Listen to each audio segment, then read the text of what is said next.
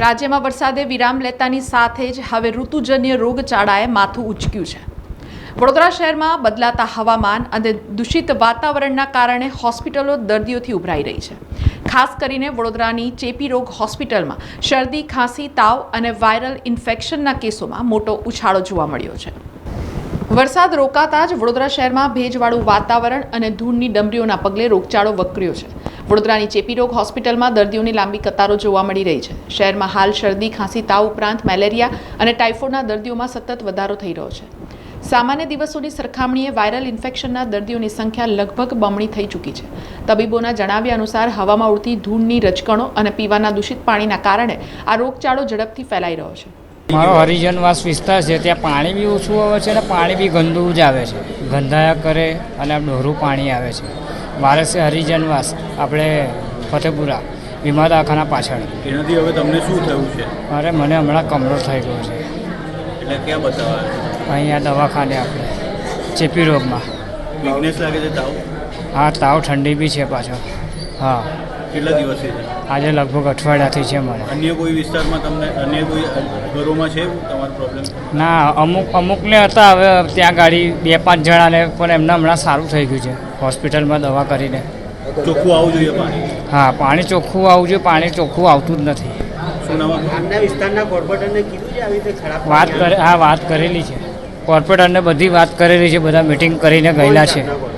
हाँ, ये मुझे ख्याल नहीं, पर हमारे जो प्रमुख है एमने बधी खबर। अभी तो गंदा है भाई, पानी गंदा आता है और अभी बरसात के अंदर थोड़ी तकलीफ हुई है। वहाँ पर पूरे गांव में मलेरिया फैलाया है और अभी यहाँ पे बहुत जने आए हुए हैं, वहाँ से भी किसान नगर से भी बहुत जने यहाँ केस आए हुए हैं। क्या दिक्कत आ रही है गंदे पानी से? गंदे पानी से यानी कि छिल्लांडी आती है, सर दुखता है, पिंडी दुखती है, खाना नहीं खवाता, छिल्लांडीपन आता है, मुँह कड़वा कड़वा होता है। जब से बरसात गिरा है, जब से तकलीफ हुई है। बच्चे लोग भी परेशान होते हैं? हाँ, बच्चे ही परेशान हैं, बच्चे ही परेशान हैं। चौख्खा पानी आना चाहिए। चौख्खा पानी आना चाहिए, लेकिन अभी नहीं है बिल्कुल। तो कहाँ से लाते हो पानी फिर? अभी हमारा सरपंच टंकी वंकी साफ नहीं करवाते हैं, वो टंकी के अंदर सब गंद वाला बहुत है। कौन से एरिया में से हो? डबो रोड, किसान नगर। સ્થિતિને ધ્યાને રાખી તબીબોએ નાગરિકોને સાવચેત રહેવા, બહાર નીકળતી વખતે માસ્ક પહેરવા તેમજ પાણી ઉકાળીને પીવાની સલાહ આપી છે। જો અત્યારે વરસાદ બંધ થઈ ગયો છે, પરંતુ ઘણી જગ્યાએ રસ્તા પર અને પાણી ભરેલા હોય અને અમુક જગ્યાએ પાણી ખરાબ આવે છે। વત્તા જે વરસાદ પડી ગયો એના લીધે વાયરલ ઇન્ફેક્શન પણ અત્યારે થઈ રહ્યું છે, એના લીધે પેશન્ટો વધારે આવી રહ્યા છે। સારી ફરિયાદો સાથે દર્દી વધારે આવી રહ્યા છે, એટલે કયો રોગ થાય છે, એમને કઈ તકલીફો? હા, એટલે એમને એક તો શરદી ખાંસીના પેશન્ટો વધારે છે, બીજા કમળો, ટાઇફોઇડ, મેલેરિયા અને ઝાડા ઉલટીના અમુક પેશન્ટ આવી રહ્યા છે।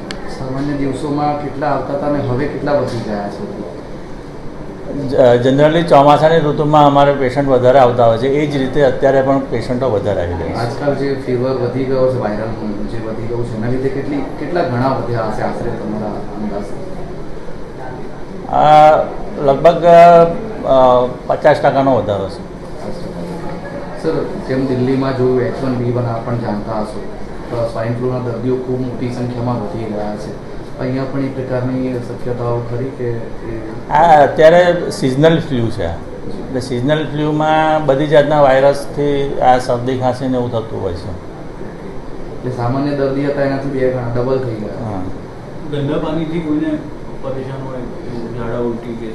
હા, એટલે અમુક આ જે કમળો, ટાઇફોઇડ અને ઝાડા ઉલટી થાય છે એ પાણીજન્ય રોગ છે, એટલે ખરાબ પાણી પીવાથી થતું હોય છે। તો શું ધ્યાન રાખવું જોઈએ લોકોએ?